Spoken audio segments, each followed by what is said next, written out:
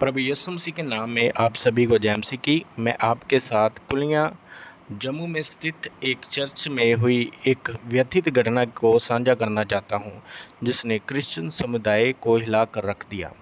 शुक्रवार की रात अनजान व्यक्तियों के एक समूह ने चर्च पर हमला किया, चर्च की संपत्ति को नुकसान पहुंचाया, चर्च के दरवाज़ों को तोड़ा गया, बाइबल को जलाया गया, ऑफरिंग बॉक्स पुलपट पर आग लगा दी गई और चर्च के अंदर टॉयलेट कर दी गई।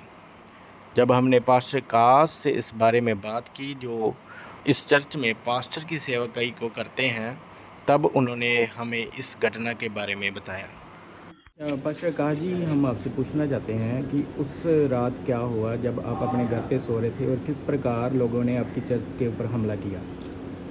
सर, बात 23 तारीख की है। फ्राइडे का दिन था। 23 तारीख को हमने उपवास प्रार्थना की और उपवास प्रार्थना के बाद हम वहाँ पे रुके और करीब 1-1:30 का टाइम था जब मैं घर चला गया।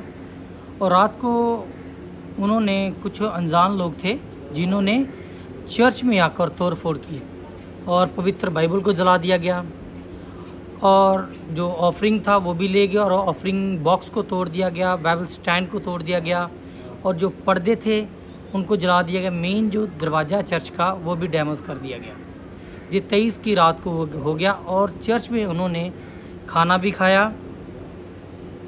खाया और चाय भी बनाई और चर्च में उन्होंने लैटरिंग भी किया।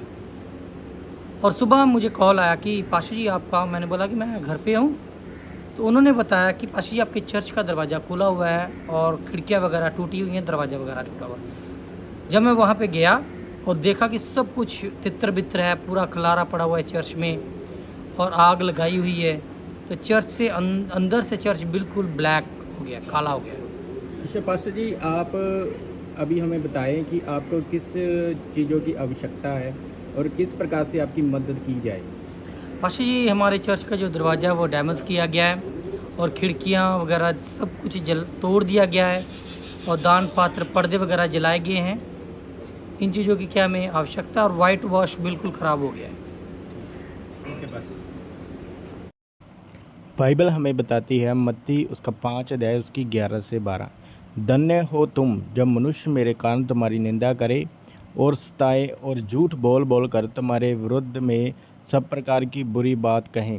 आनंदित और मगन होना, क्योंकि तुम्हारे लिए स्वर्ग में बड़ा प्रतिफल है, इसलिए कि उन्होंने उन भविष्यवक्ताओं को जो तुमसे पहले थे इसी रीति से सताया था। आइए हम प्रार्थना करें कि परमेश्वर कुलियाँ चर्च को आने वाले समय में और बढ़ाए और भी यहाँ पर परमेश्वर का सुसमाचार का प्रचार होने पाए और वैरी शर्मिंदा हो।